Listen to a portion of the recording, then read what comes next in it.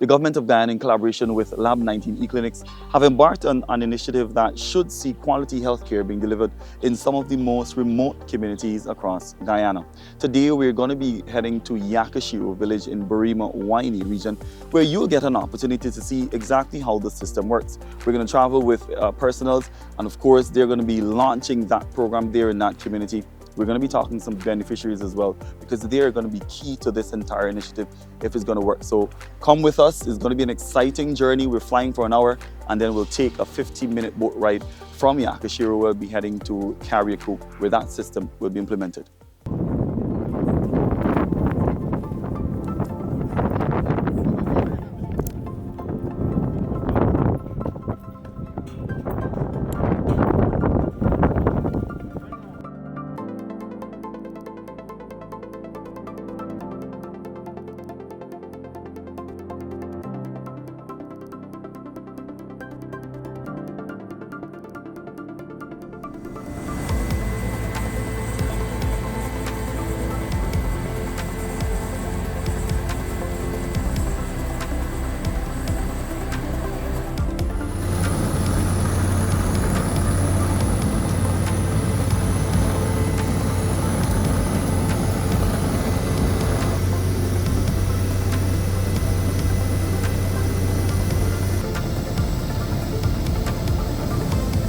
After flying for approximately 1 hour over some of the most lush areas of our interior savannas, we're finally ready to land on a remote airstrip in Yakashiro.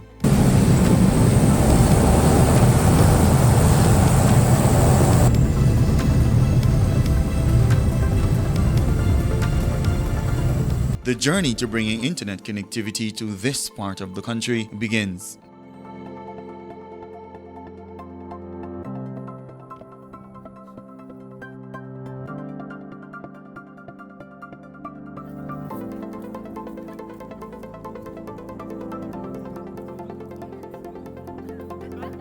So we've just arrived at Yakashiro, and we're about to board the boat. You got to take a boat from here for 50 minutes of the Burima River to get to our next location, that is Kariako. And that is exactly where the telemedicine center is going to be implemented. Equipment are going to be installed there. And of course, we're inviting you along that journey as we continue to see what's going to be happening here in terms of healthcare delivery in this region.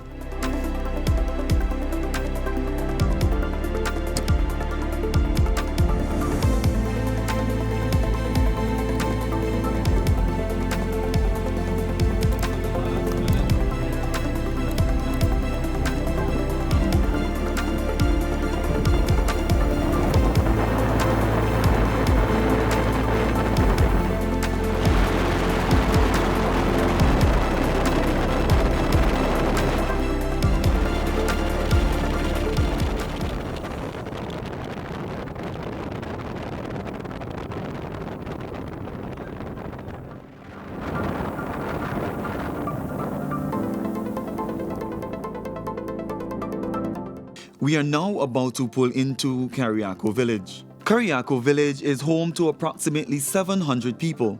It is the second to last village in the Burima River. It is located in the Muruka subregion, one of the 3 subregions in Region 1. Now, this village is considered the hub of the Burima, serving several indigenous communities including Chinese Landing, Kukrit, Bamboo, Warapoka, and Waikaribi, with a combined population of approximately 6,000 people who could potentially benefit from this program. So healthcare delivery has seen a rapid evolution in the past few years. What we saw, it's more access to health services. So previously, this area, the Burima, only was serviced by maybe one health worker here, and the next health worker was at Waikaribi and Warapoka. So villages like Kukrit, Chinese Landing, and these villages, they never had health workers. So one of the things we did in 2021, we trained 52 new community health workers, and we upgraded all of the community health workers that we currently have in the region. So these now, we have health workers at Crookrit, we have health workers at Chinese Landing, White Caribbean, Warapoka, and we have 2 health workers here. Well, before now, right? Before now, we really, it's a challenge in the village before now. But since the new government took over, things have come normal and things come more simple through the new government now. But before, was really a challenge. During when the water get low, we have to take the patient till to Morocco, and it's really punishing. The persons here, they're not too willing to, go out to get health care. So because of the geographic location here, because you don't have persons that would come out to go. So when they get to us in Kamaka, they're emergencies. So we send them maybe to Georgetown, or we may send to Saudi, or we may handle right at Kamaka in Morocco. The problem with that is that these persons, they don't want to stay in, they prefer to have their service right at home. They still live in that cultural indifference. The telemedicine program is touted as a game changer in healthcare delivery and is being implemented by a company called 19 Labs. The company is about 7 years old. I started it in 2015 after leading digital health for Samsung and being exposed to all the new sensor technologies that exist today that allows us to listen to the body and learn about the body in ways that did not exist before.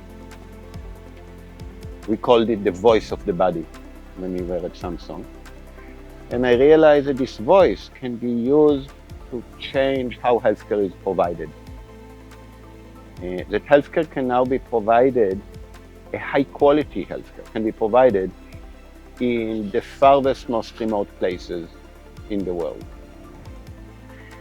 And doing it can be done in such a way that it's affordable and you still provide a very highly efficient, smart healthcare. One of the key components of this is the ability to make an 18-year-old or a 20-year-old like Davina or Basilica, a community health worker, the focus of the local community healthcare. We call it, they become the heart of the healthcare, and the doctor who can be remotely in Latham, on Mabaruma, is the brain of the healthcare. And this model in which Basilica holds the stethoscope and the doctor listens remotely opens up a lot of opportunities for effective, smart healthcare, compassionate healthcare. And that's what we believe in.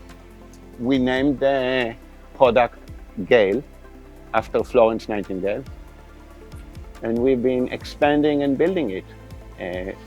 We have the units in hundreds of schools in the US. We have deployments in Mexico.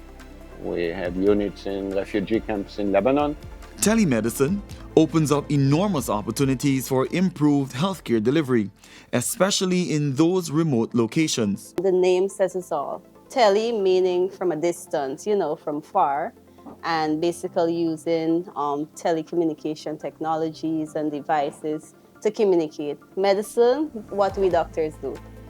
We diagnose and we treat. That's what we do. Mostly we want to not have to reach to that point. We want to do preventative medicine, but obviously we know that's not what's going to happen in the real world. So, we treat and we diagnose and we treat.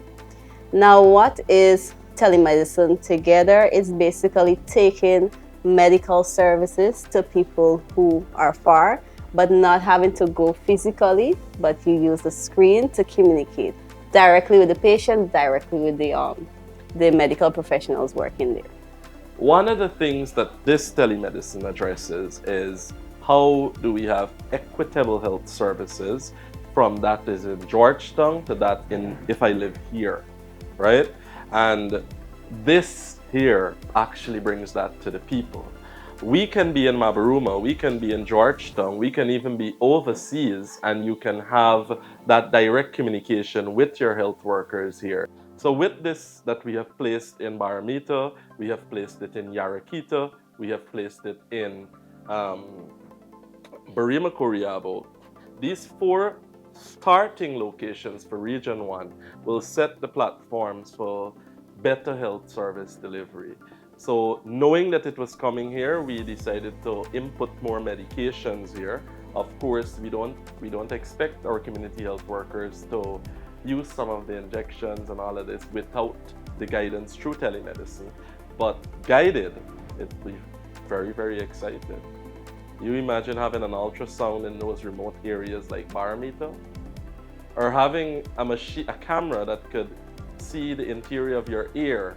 And you know, one of the big things we have all the time in those areas is bugs going into the ear canal. So now you could actually see in there. You could see up in the nose. You could have a camera that revises your mouth. There's a full body camera that scans up for any rash, and you can have close contact. You can have a patch placed on your chest, and we can see an electrocardiogram. We could diagnose that patient in Georgetown right here. The fundamental challenge of rural communities is how you deliver healthcare. Because you can't put a doctor in each community. What the telemedicine GALE solution allows you to do is to bring healthcare equity, to solve the problem on healthcare equity, especially in developing countries like Guyana. And that's the big opportunity, is it helps the government fulfill their duty to the citizens of providing healthcare throughout the country, even in places it's hard to reach. And I'm really excited to see how it's happening. 2 weeks after Minister Frank Anthony, and I flew to Guyana Village, there was a medical evacuation of a 3-month-old baby with meningitis that it managed to save. Since then, there have been, I think, 3 other medical evacuations from Guyana. Situation before, either they would not have heard about it, or they would not be able to diagnose, or they would overdiagnose and do medical evacuation when they didn't need to. And now, with broadband connectivity, we are opening the doors together with the GALE kit to really provide an effective healthcare. Telemedicine is very, very helpful for remote areas. I can see it. It's very helpful. Whereas, like, when you are living in Panashin, it's very hard. Before, it's very hard for us to meet doctors or to contact them. But this time now, every person in the community manages to reach the health worker and then talk with the outside doctors, like, for example, from Georgetown. They could even easily diagnose people. So my recommendation for the rest of the people in Guyana, or maybe around all the interiors, telemedicine is very important. It's very good. Telemedicine, from my experience, since the telemedicine is installed here, I could say it helps a lot. From my experience, when I make the consultation with the doctor, it is very helpful. And when the doctor told the CHW to refer me to the hospital, here the doctors attended me very quickly, and I did what I was told to do there, and I had my medication on what I had to do on all the testing that I was told. So it is very helpful. A program like this certainly has its own fair share of challenges in getting people in these communities to buy into the notion of change. The first thing we need to do in a community is build trust. The patient in a remote community needs to sit in front of a screen and trust a doctor who's sitting hundreds of kilometers away. And building and bringing the trust to the community as the first step is essential. The approach we took is to go very incremental, small steps. Not try to revolutionize everything on day one, but start with a basic set of healthcare and processes and care, and slowly expand to more and more. And that builds on, there is always a resistance to change among some people. So you can't go and boil the ocean. You need to move a step at a time to provide this kind of healthcare.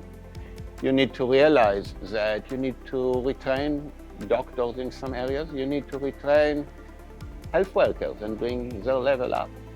We did, I think, the world's first experiment when we had a health worker in Gans who never been trained in an ultrasound, using an ultrasound on a patient with a radiologist sitting 300 kilometers away, teaching her how to use an ultrasound.